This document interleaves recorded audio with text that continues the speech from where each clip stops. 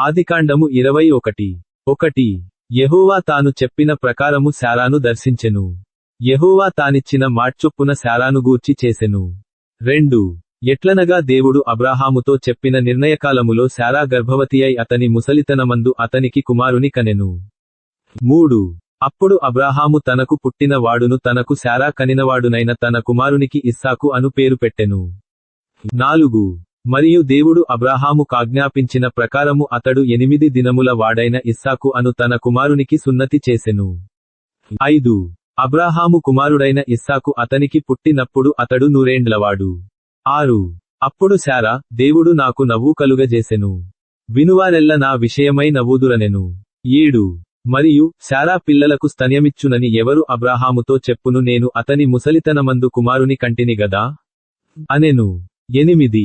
ఆ పిల్లవాడు పెరిగి పాలు విడిచెను. ఇస్సాకు పాలు విడిచిన దినమందు అబ్రాహాము గొప్ప విందు చేసెను. 9. అప్పుడు అబ్రాహామునకు ఐగుప్తీయురాలైన హాగరు కనిన కుమారుడు పరిహసించుట శారా చూచి, 10. ఈ దాసిని దీని కుమారుని వెళ్ళగొట్టుము, ఈ దాసి కుమారుడు నా కుమారుడైన ఇస్సాకుతో వారసుడై యుండడని అబ్రాహాముతో అనెను. 11. అతని కుమారుని బట్టి ఆ మాట అబ్రాహామునకు మిక్కిలి దుఃఖము కలుగజేసెను. 12.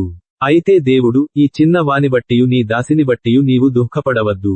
శారా నీతో చెప్పు ప్రతి విషయములో ఆమె మాట వినుము. ఇస్సాకు వలన అయినదియే నీ సంతానమనబడును. 13. అయినను ఈ దాసి కుమారుడును నీ సంతానమే గనుక అతని కూడా ఒక జనముగా చేసెదనని అబ్రాహాముతో చెప్పెను. 14. కాబట్టి తెల్లవారినప్పుడు అబ్రాహాము లేచి ఆహారమును నీళ్ల తిత్తిని తీసుకొని ఆ పిల్లవానితో కూడా హాగరునకు అప్పగించి ఆమె భుజము మీద వాటిని పెట్టి ఆమెను పంపివేసెను. ఆమె వెళ్లి బెయేర్షెబా అరణ్యములో ఇటు అటు తిరుగుచుండెను. 15. ఆ తిత్తిలోని నీళ్లు అయిపోయిన తరువాత ఆమె ఒక పొద క్రింద ఆ చిన్నవాని పడవేసి, 16. ఈ పిల్లవాని చావు నేను చూడలేనని అనుకొని వింటివేత దూరము వెళ్లి అతనికెదురుగా కూర్చుండెను. ఆమె ఎదురుగా కూర్చుండి ఎలుగెత్తి ఏడ్చెను. 17. దేవుడు ఆ చిన్నవాని మొరను వినెను. అప్పుడు దేవుని దూత ఆకాశము నుండి హాగరును పిలిచి, హాగరు నీకేమి వచ్చినది? భయపడకుము. ఆ చిన్నవాడున్న చోట దేవుడు వాని స్వరము వినియున్నాడు. 18. నీవు లేచి ఆ చిన్నవాని లేవనెత్తి నీ చేత పట్టుకొనుము, వానిని గొప్ప జనముగా చేసెదనని ఆమెతో అనెను. 19. మరియు దేవుడు ఆమె కన్నులు తెరచినందున ఆమె నీళ్ల ఊట చూచి వెళ్లి ఆ తిత్తిని నీళ్లతో నింపి చిన్నవానికి త్రాగనిచ్చెను. 20. దేవుడు ఆ చిన్నవానికి తోడయుండెను. అతడు పెరిగి పెద్దవాడై ఆ అరణ్యములో కాపురముండి విలుకాడాయెను. 21. అతడు పారాను అరణ్యములో నున్నప్పుడు అతని తల్లి ఐగుప్తు దేశము నుండి ఒక స్త్రీని తెచ్చి అతనికి పెండ్లి చేసెను.